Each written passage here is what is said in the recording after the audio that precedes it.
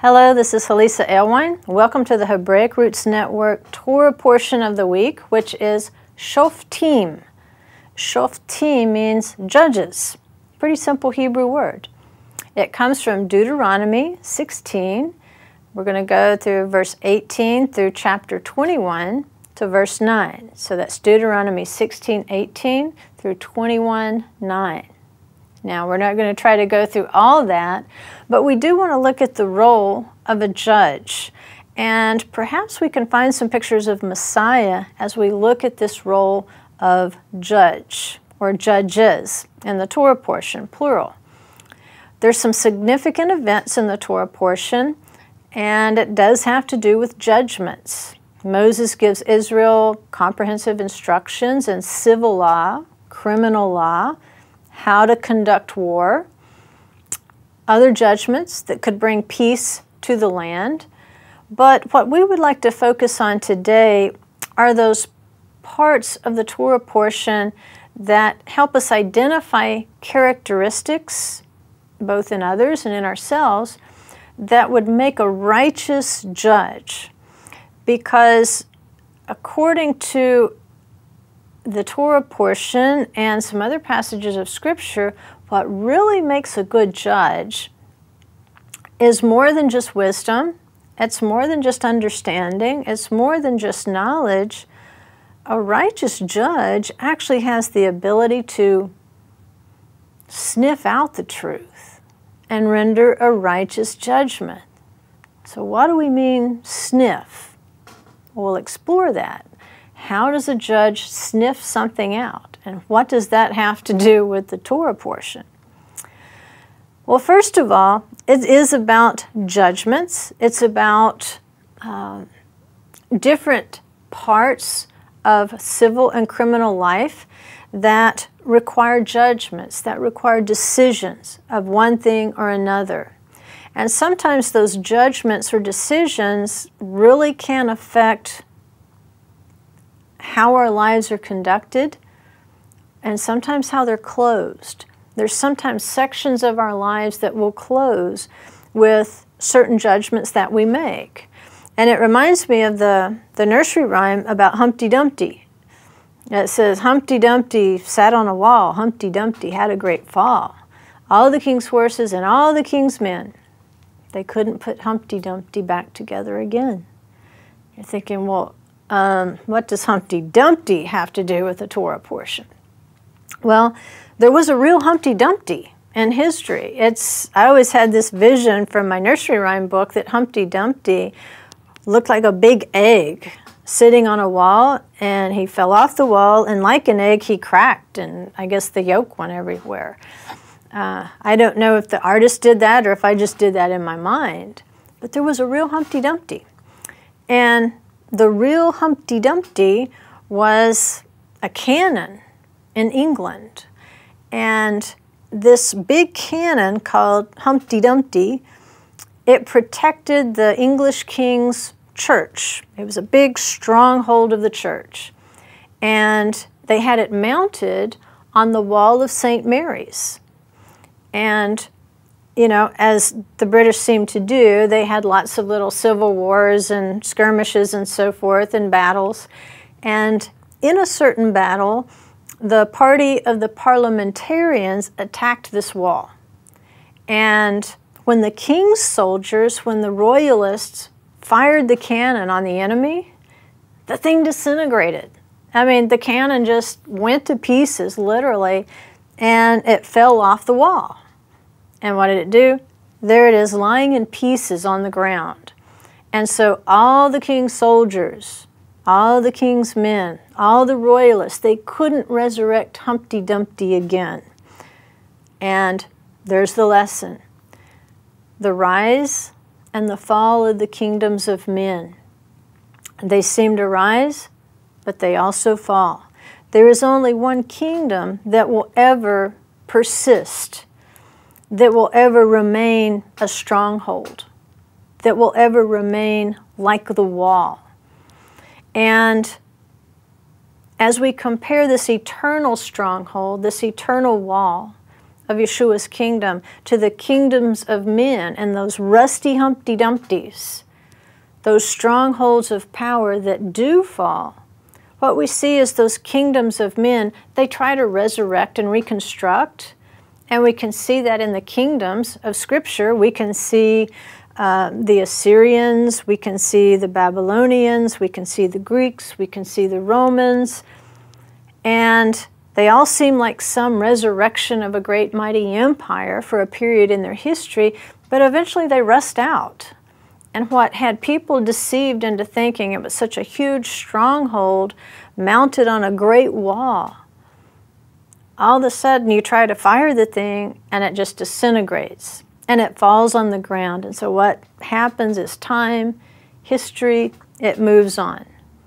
The things that were so important to a people, the empires that were so important, they become the subject of a nursery rhyme.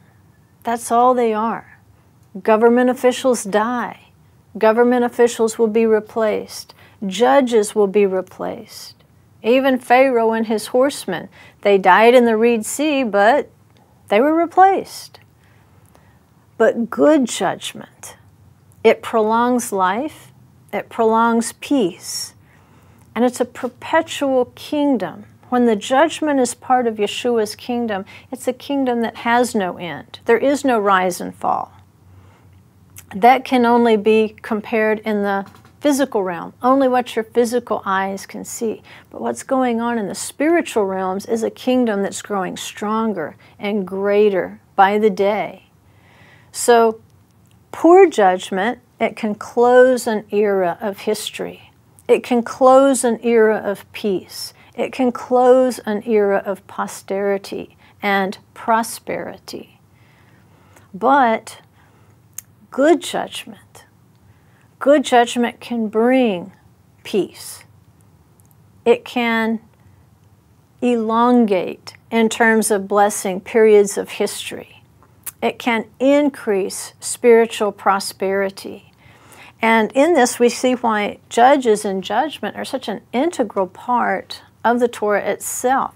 It's so important. If you think about this and you think of the progression of the history of Israel in the wilderness, judgment and judges were so important to the nation of Israel that we have a series of courts, court officers, courts of appeals, and they were to be set up in city gates in Israel even before there is a permanent place of worship constructed in the land. We have the tabernacle set up at Shiloh, but what was prescribed, I want you to set up judges in your gates, in the land. The courts, the system of fairness and judgment, that needs to be in place even before the permanent place of worship is assigned. So the legal system of Israel preceded even the building of the temple itself. So what are the qualities of a good judge that's going to bring in this era of peace and prosperity? Well, we have some hints in the Torah. We know that they need to thoroughly know the written code of the law in the Torah. They need to be people who have good logic, good reason, and in a lot of ways, this is where men excel because their brains are designed to stay more on task, and they think in a really ordered, rational way.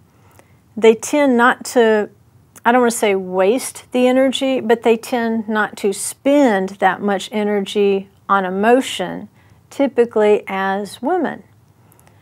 So what do we know about a good judge in Israel? Well, again, it's going to go beyond logic.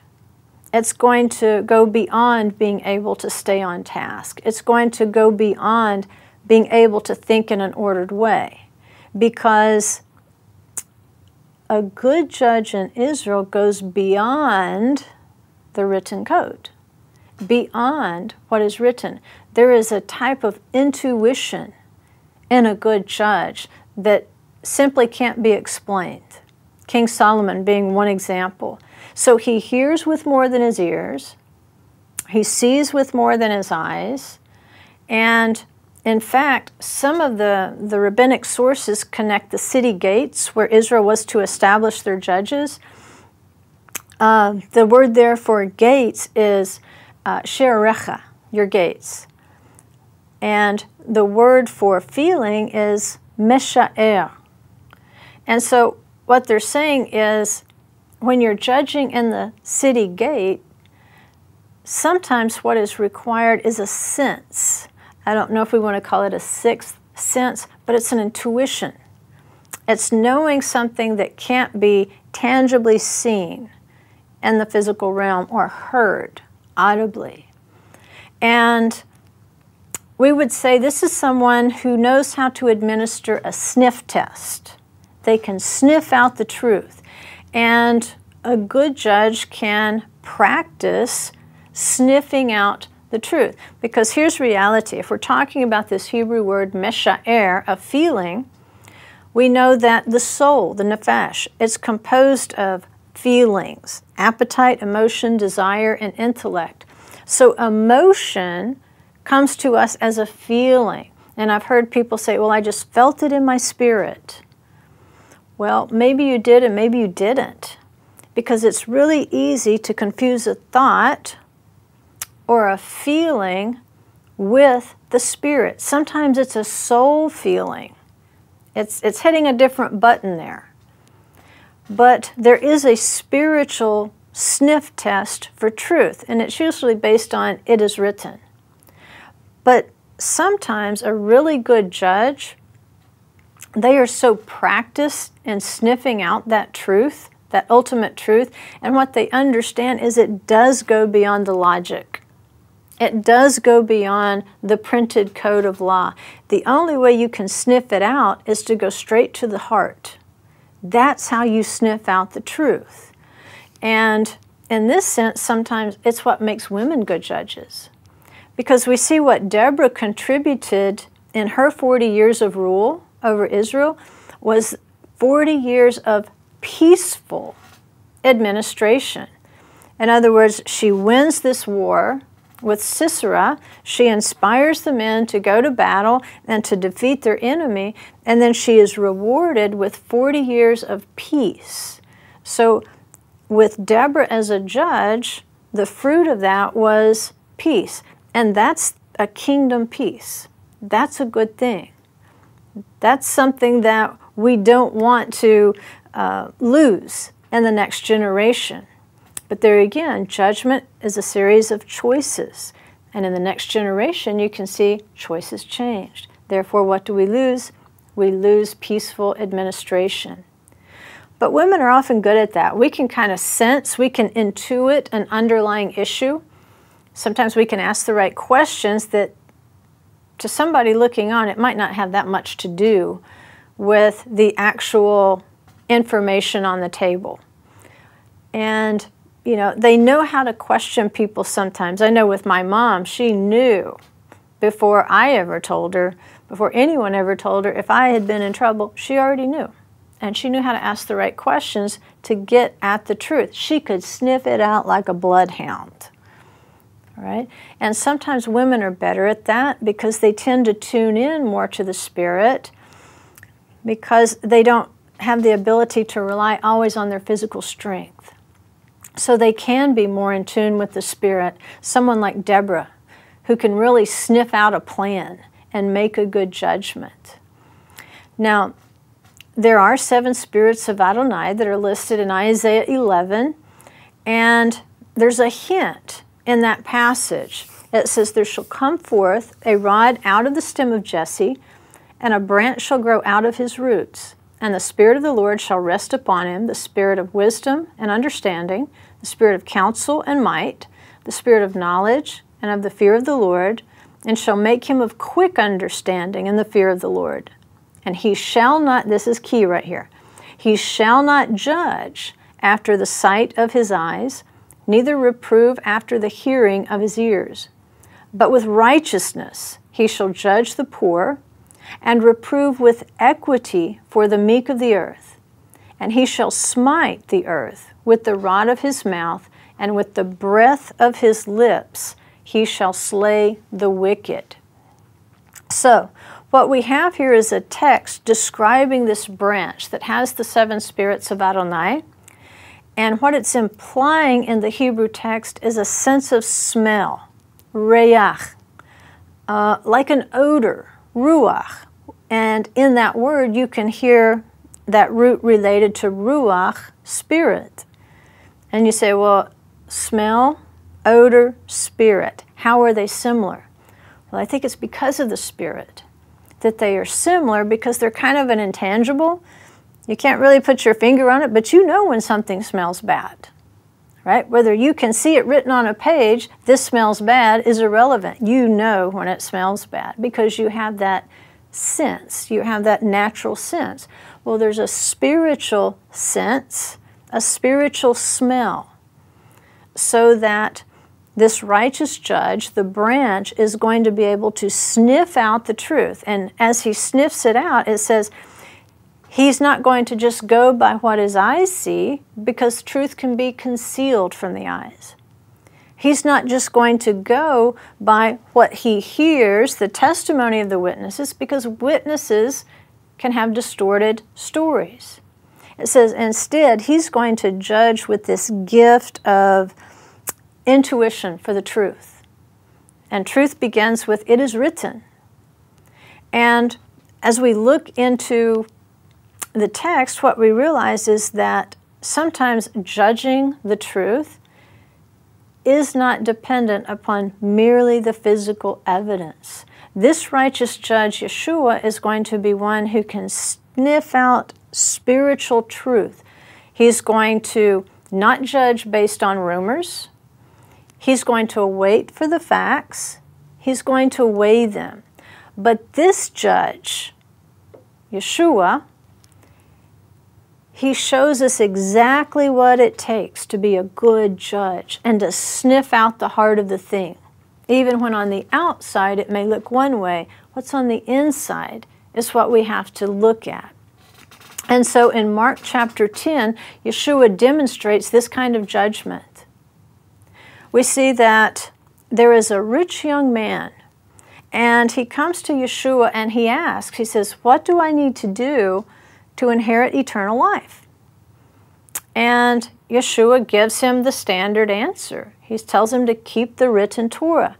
But listen carefully to what Yeshua is quoting to the young man. He says, you know the commandments. Do not murder. Do not commit adultery. Do not steal. Do not bear false witness. Do not defraud. Honor your father and mother. All right? Out of all of these commandments that he lists, only one seems to be a positive commandment. The rest of them are what we would call negative commandments. Do not, do not, do not, do not, do not. And the young man says, you know what, I've already done that. And in some sense, sometimes it's easier to keep the negative commandments. It's pretty easy for me not to murder because I'm not really presented with opportunities every day. It's pretty easy for me not to commit adultery because I just don't have those opportunities pop up in front of me every day. And so if the opportunity did pop up, you know, it'd be much easier to say no. It's not like it's a constant assault of opportunity. Do not steal. It doesn't really cross my mind to steal anything every day. Don't bear false witness. Well, I just don't wake up in the morning and think of a lie I can tell. Do not defraud. Well, it just doesn't, I don't wake up in the morning and think of what I can go steal from my neighbor. And so most people walking in the Torah, the negative commandments really aren't that hard to keep. We may have periodic opportunities to break them, but they're really not difficult. Those really aren't hard. But Yeshua does list these negative commandments. And coming from a Jewish standpoint, here's what they say. They say some people define themselves as good by virtue of the fact that they don't kill, they don't steal, all negative, passive qualities. In other words, I have to go out of my way to think of a way to steal something or to commit adultery. Those sorts of things, I have to go active in order to commit them. But some things, positive commandments, they can often be more passive. And as we're looking at, especially in the realm of the spirit, you know, the Jewish point of view is, what is the nature of their deeds, the active part? It's not what you're not doing. They say to truly get to the heart of someone, you need to look at what their active obedience is. Not their thou shalt nots, but the thou shalts. Like, honor your father and mother. That would be a positive commandment. Even though in some senses it could be passive. You know, it may be like, well, I don't have a lot of opportunities to disrespect my parents. But the Jewish way of looking at this rich young man is not the superficial view of his having the wealth and the power. Because in the Pirkei Avot, the Jewish sources, it says exactly for us, what should we consider a rich man? And obviously this young man is wealthy, at least in the natural realm. But remember, the judge doesn't judge by how much wealth he sees of this man. He's going to have to go to the heart to get a right judgment, a true judgment. But in the Pirkei Avot, it says a rich person is one who is satisfied with his portion, regardless of its size. So if I have a little bit and I'm satisfied with it, or if I have a lot and I'm satisfied with it, this is enough. That's what makes me truly rich, that I'm satisfied with what I have. I'm not feeling that sense of loss because I don't have more. I'm not feeling that sense of competitiveness because I'm driven to get more. And we can see there's an irony here because in the letter to the Laodiceans, Yeshua tells them, you believe that you're rich and you have need of nothing. What is he saying? You've become satisfied too soon. It's kind of a contronym. It's saying, hey, you've settled for less because there's richness, there's wealth out there in spiritual realms that you're not tapping into, but because you believe you've already become satisfied with what you've had. And that's too soon. The rich young man, however, in some sense, he's already satisfied with his wealth, but he doesn't want to jeopardize that wealth. So what Yeshua says, young man, can you downsize and still feel rich? See, that's the heart of the thing. Yeshua is offering him riches, but what will not feel rich? If he sells everything and he follows Yeshua, if he gives all this stuff to the poor and he follows Yeshua, will his soul feel rich? And see, if he had the ability to sell everything and follow Yeshua, it tells you that possibly the honor your father and mother commandment was also a passive commandment for him. Sounds like they've already passed away. So it's easy for him to keep these commandments. But he says, all right, you want to get to the heart, you want to get to the spirit, I'm sniffing you out. Let's see what's really going on with you, because I'm offering you true wealth of the kingdom. If you will give to the poor and learn from me, follow me and learn what I have to teach you about the kingdom, I will give you true wealth as opposed to the feeling of wealth. They're two different things. In order to feel wealthy, one has to have tangibles. I have to have a nice donkey. I have to have a nice house. I have to have this many servants. I don't know what the young man's standard was to feel wealthy. I have to have the best linen clothes. But Yeshua says, you are only feeling wealthy, but there's a truth of wealth that's not related to your physical feeling. It's not by the sight of your eyes. It's not by the hearing of your ears. And so what a true judge will do, like Yeshua, is evaluate a person's relationship with God, not just passive obedience. A good judge will test the spirits.